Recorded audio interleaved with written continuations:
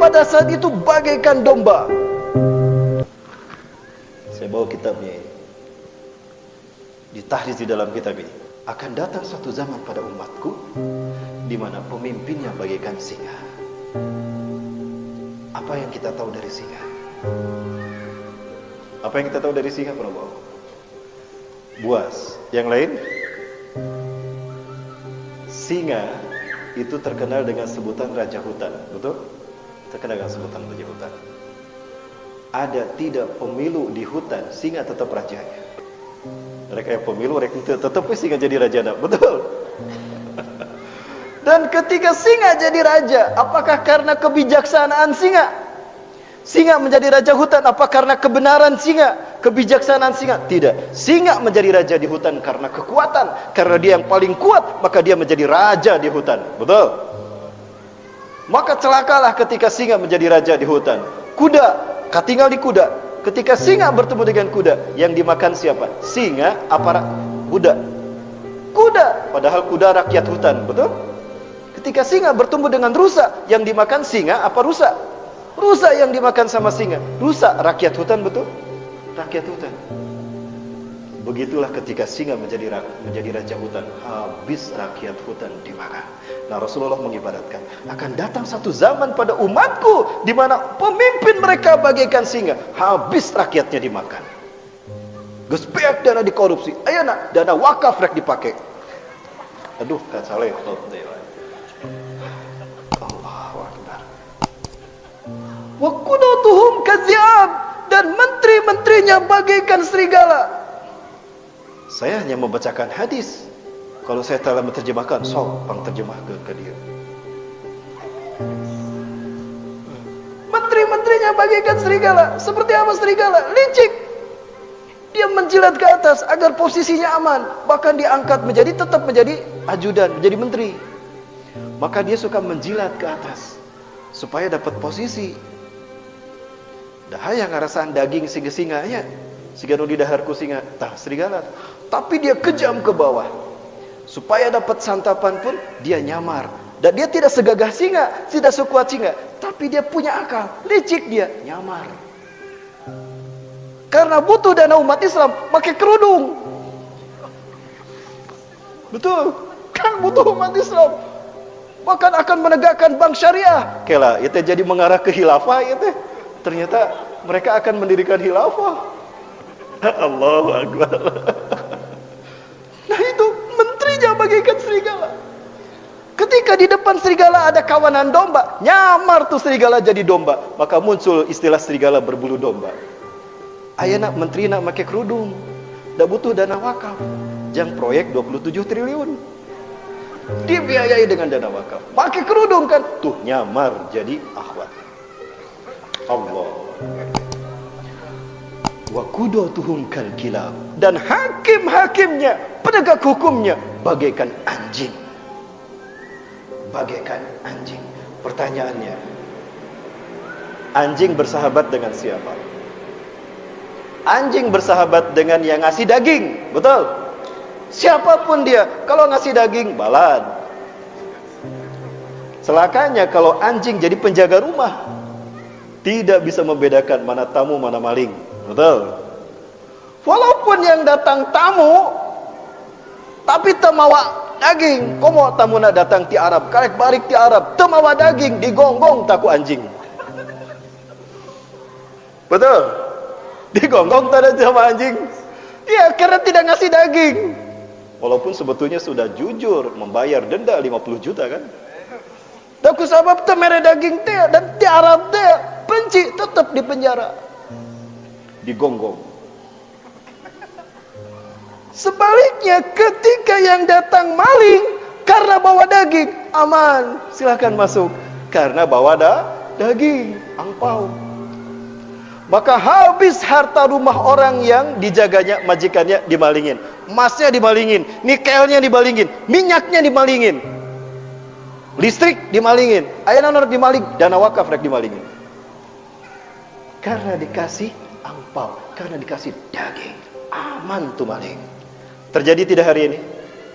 Ini tanda bahwa Allah Azza wa Jalla membuktikan kebenaran lisan Rasulnya. Lalu bagaimana kondisi umat manusia saat itu? Rasulullah SAW mengatakan, wasairun nas kal agdam, dan manusia, rakyatnya pada saat itu bagaikan domba. Yang namanya domba, kumanu ngangon, kumanu melihara. Di kandang, gitu ya.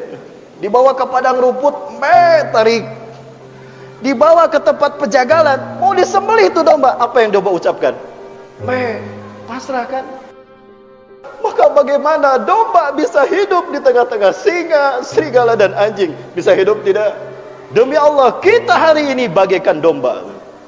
Di tengah-tengah kita ada singa, ada serigala dan ada anjing. Mau diam saja? Harus melawan. Betul? Harus melawan kan?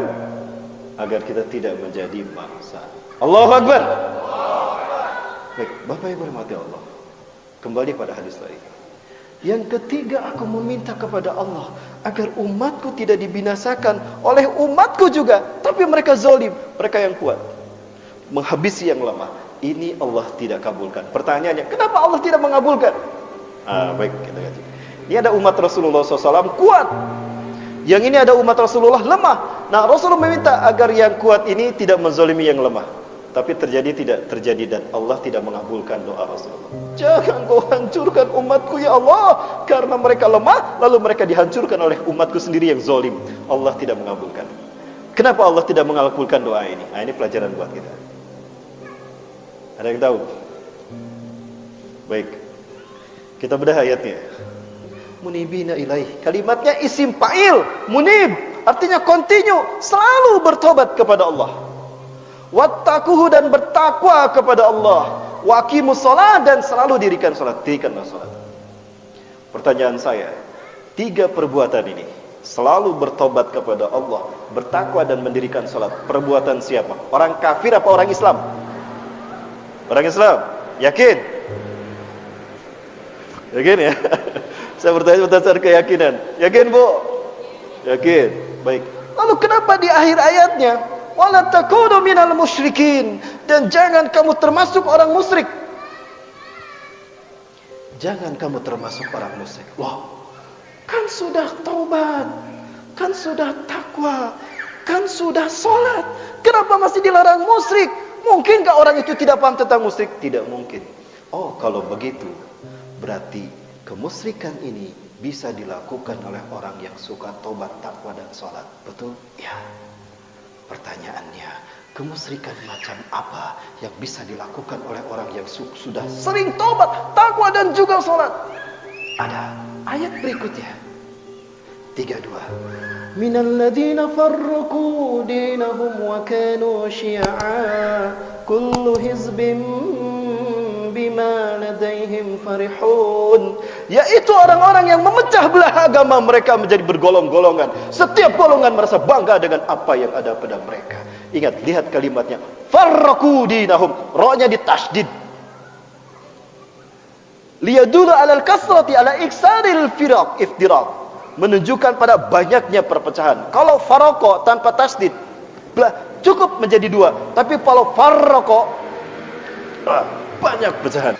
Dosa syirik Allah ampuni tidak? Tidak, Allah ampuni.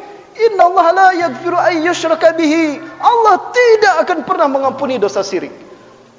Nah, ketika kita berpecah belah dalam beragama, faqad khala'a min zimmatillah, maka lepaslah perlindungan Allah atasnya. Kenapa? Rasulullah menjelaskan,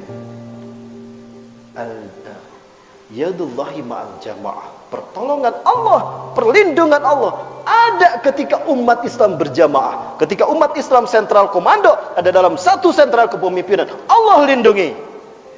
Tapi ketika umat Islam berpecah belah, itu syirik, maka tidak dilindungi. Maka habis umat Islam oleh kaum yang zalim. Dan ini yang mereka lakukan di Irak, ini yang mereka lakukan di Suriah, ini yang mereka lakukan di Baghdad. Perlu saya perlihatkan? Baik, saya perlihatkan. Kuat melihatnya? Benar. Kalau saya tidak kuat melihatnya. Mau yang di mana? Silakan sebutkan. Mesir, Palestina, Suriah, Irak, Rohingya, Fallujah, sebutkan. Mau yang di mana? Begini nasib umat Islam. Dan ini terjadi sampai hari ini. Karena kita berpecah belah, maka lepaslah kita dari perlindungan Allah dan Rasul-Nya.